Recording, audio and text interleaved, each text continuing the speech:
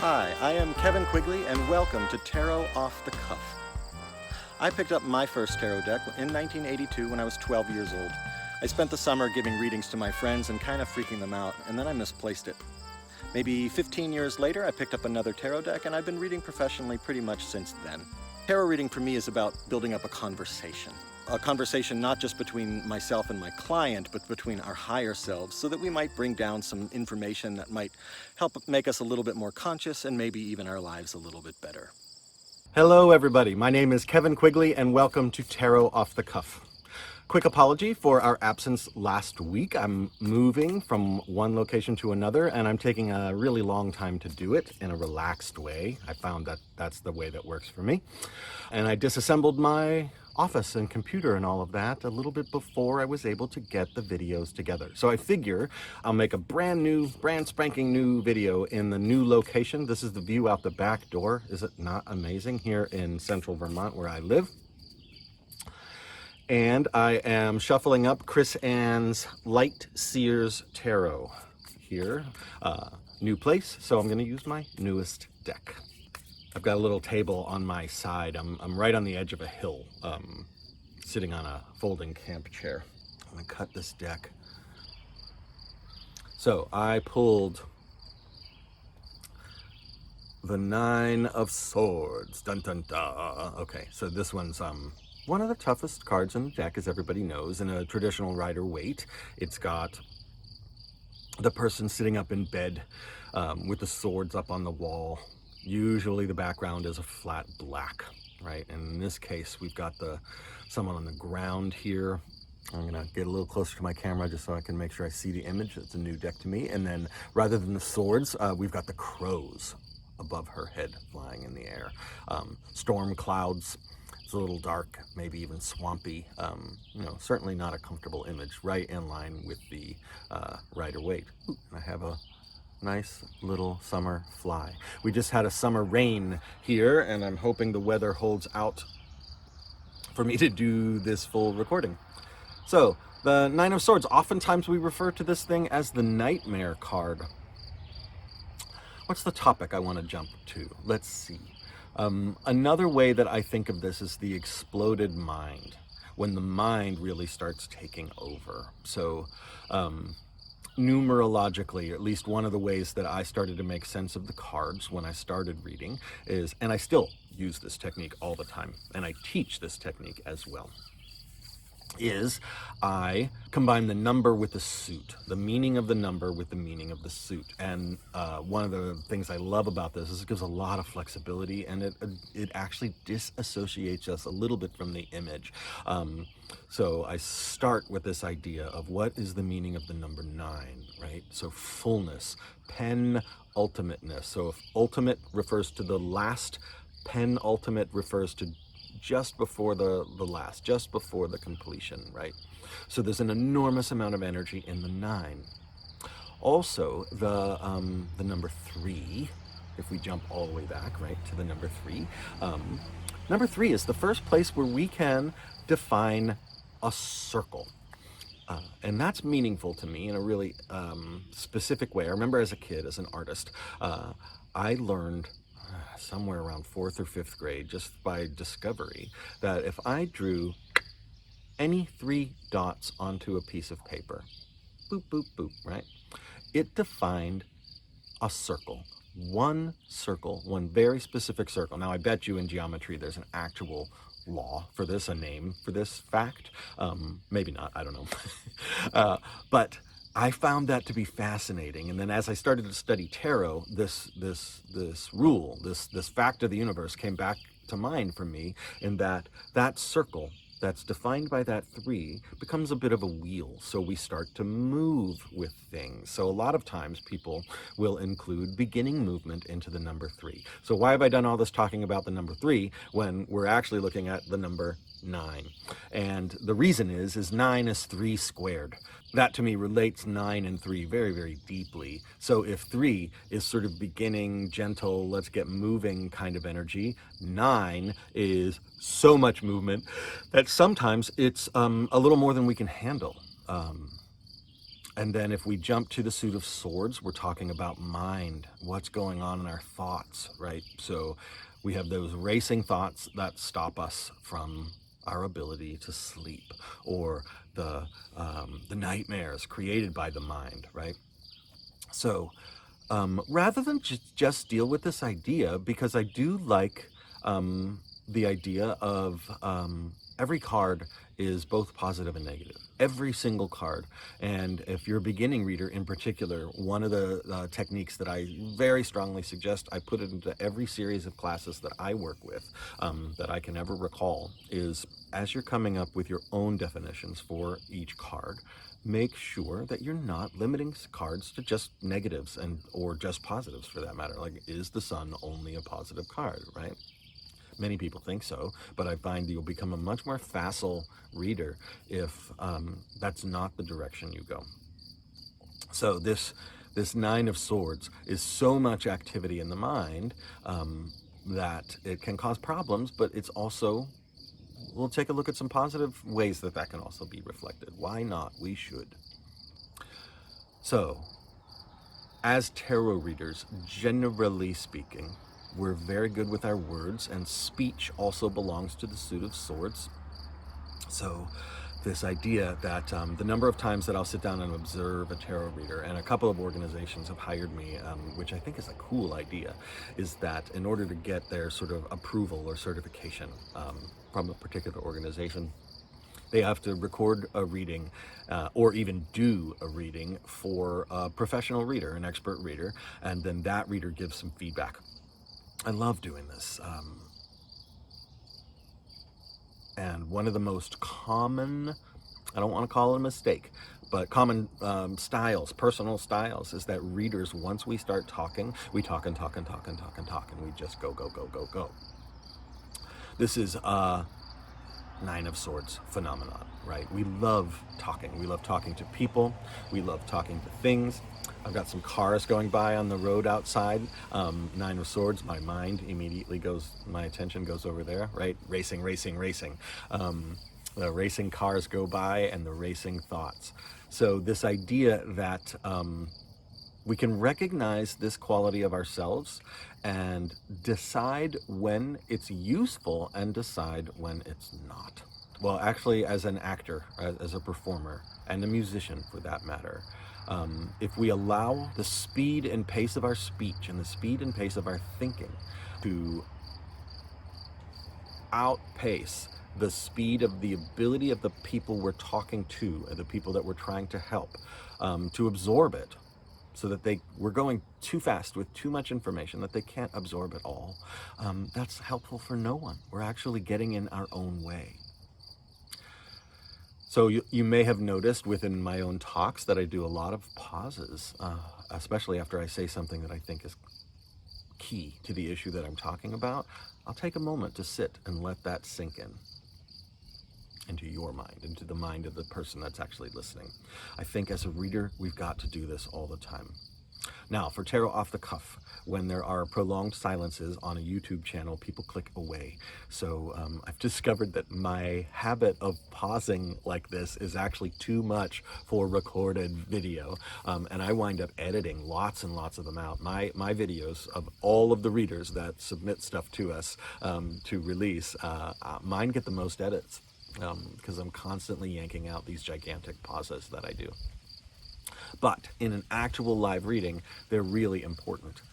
And the length of the pause that you put in, you can determine and vary that based on the body language of the reception of the person that is receiving the pause.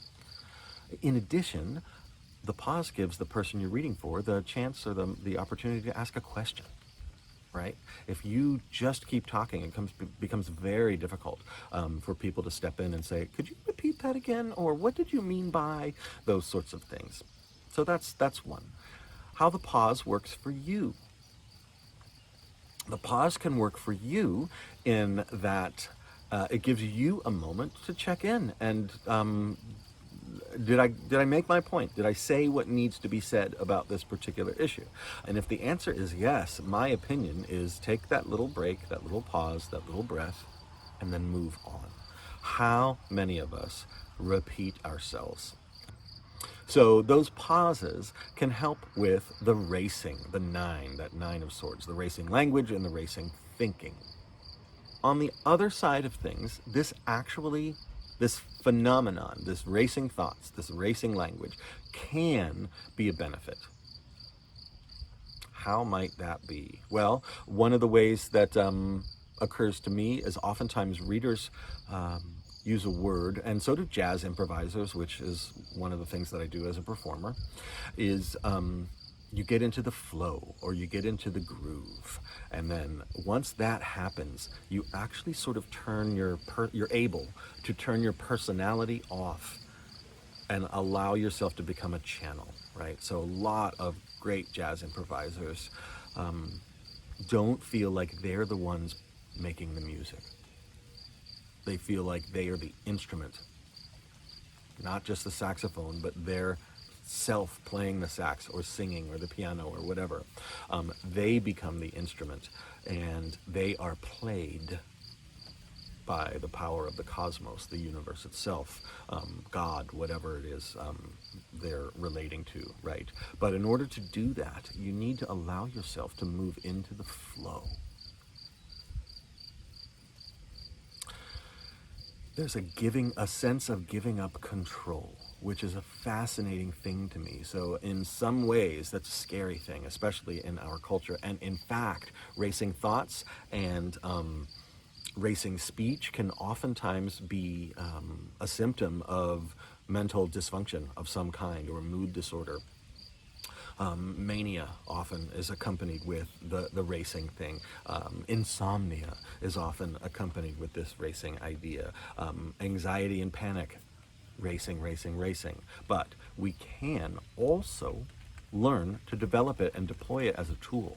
So you allow the notes to just come and flow. You allow the words to just come and flow and let things move. Now, how do we work into the pauses? Like, how do we work into those moments where the flow is suspended for a minute, but then we're able to slide right back into it?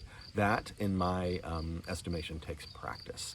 So, and I'm going a little bit long today, just so everybody knows, because we missed a couple of days. So the practice, and here I go, I'm going right back to my musician's training. One of the things that I like to do, or that I would do, is I'll set something up, like you could set a little timer down. You could set, here's one that I did, that I put a bunch of bright red Post-its around the room. And as I was improvising, I like to just sort of even pretend that I'm connecting with audience members and whatnot as I'm practicing, because boy, you need to do that so that you don't just become an inward type of performer.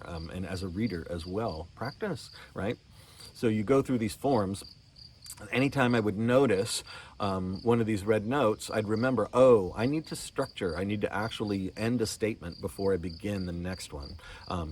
So anytime I would notice one of these, as I'm moving, my eyes are moving around the room as I'm doing my thing, that would remind me, like, oh, okay, put a period there, give it a moment, and then if I have more to say, I step in. That's what the idea that I'm going to end with is, do you have more to say? Do you have more to say? I had a great improvisation teacher. His name was Dwayne Dolphin. He's a bass player from the city of Pittsburgh. One of his cardinal rules was say what you have to say and then stop. Nothing else. Because in those moments when a musician in particular just jumps back in with more to say, but they've already made their statement, right? You can feel it. It becomes insincere. You can feel the insincerity because now they're performing rather than being a channel for something greater. And I remember at one point there was somebody had stepped forward to improvise, and we were doing this really complex chord structure. It was a 13-bar structure, which was, as awkward and strange rather than things built on fours. This was 3 sets of 4 plus 1, and it was not 4, 4, 5, which even that is relatively easy to do. This was 4 plus 4 plus 4, and then 1 little bar to add on. And this particular player stepped forward, and he was a good improviser, and we were expecting to, have him show off, because it's class. We're not performing, so sometimes showing off, you'd get called on it, but it was sort of like, there were moments when you wanted to impress your peers. And he stepped forward and he came in with this screeching, wailing note on his alto sax, way, way up high. And then he took a breath and realized that's all he needed to say for the day. And he stepped back and gave the space to another player to step forward. He didn't go through the entire set of bars. He just did this like agonized, I guess he maybe was having a bad day, and he just did this like frustrated groan, and he let it go. It was amazing. It was really one of the best solos I've ever seen because it was so succinct, right? So, as a tarot reader, this 9, where's that card? Here we go, here's with the deck. This 9 of Swords is not succinct. How do you gain the ability to do that? And one of those things is practice and make sure that you notice when you're speaking and you make a point. Be done. Don't add anything to it at all. Oh, so let's see. I'm going to pull a card. Let's see if I can 9 of Swords a little. All right, so I just pulled the Ace of Pentacles. Now, I can start talking, going on about, so perhaps we're at the beginning of a business venture. This person is coming in and they're asking about business. They may have said work, right? Because I only ask for a small amount of information before I start reading. And I pulled this card and we set it down on the table. And the first question I'm going to ask is, it feels to me like, because of this card, that you are probably just starting a new project and you're super excited about it and it looks very, very promising, and off we go. Period. Point. I get to, I've deliberately started off with a question, which means I ask the question and then I quiet down and get some response. Then when they give me a response, I say, excellent, now I know where we're headed. I'm going to grab another card. Another 10. So now we're at the 10 of Swords. Isn't that interesting? And in this case, the overwhelm has gotten so much from that 9, which is still in my hands here, that these crows they feel to me like they're sort of flying away. There's a sense of release and completion in that 10, right? So in this case, I pull that. Maybe I'm doing a cross. Let me get my cards assembled. So that's the card that covers them, and this is the card that crosses them. I often will start, even if I'm not doing a Celtic cross, I will often use a cross. And in this case, I'll say, and it feels to me like you've also just completed a sentence. You've just, a business has just wrapped itself up, or a particular project or whatever. How does that feel? Right, now, I've paused. Rather than just talking, I love starting with questions because then it forces me to give them a moment to respond and to answer. And I've discovered, over years of reading, that if I start with a question or a couple of questions on those cards that way, even if it's as simple as, how are you, right? It puts me into question mode. So as I go through the reading, I'm asking questions a lot. How does this one feel? Ooh, can you tell me a story? Take a look at that card. What's going on? Who's that person? Let's pretend it's you. What's happening? What kind of day is this person having? What did they just do, or what are they planning on doing, right? So as I do that, it stops the Motormouth because I can easily go into that mode. It's 20 minutes now, and I've been talking full on, right, with no problems.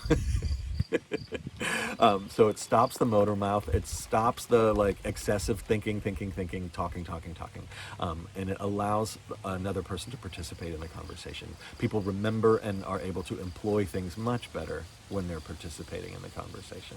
People remember things and they employ things much better when there are silences that allow them to pull things in. So that 9 of Swords, I do think in general it's something to resist. No, it's something to modulate. It's something to temper so that we can move into the flow. We can step out of the flow, and then we can move back into the flow, right? In, relax, out breath, in breath, out breath, in breath. Okay, so with that strange little meditation, I'm going to end this talk on the Nine of Swords from the Light Seer's Tarot. My name is Kevin Quigley, and you have been watching Tarot Off the Cuff. Thanks so much. Hi, thanks for watching. This is Kevin Quigley with Tarot Off the Cuff. If you can take a second, click the subscribe button down below. That'll let you know when a new video is posted and you might want to jump over and watch it. If you hit the thumbs up for the videos that you really like, that will help spread the word so new people will find Tarot Off the Cuff in their feed, and that helps the channel grow. That would be great. And if you got a question or a comment, positive or negative, whether you agree or disagree, or if you want to add information or your own take on a particular card or a particular topic, put a comment down below. We would love to hear from you. Thanks so much.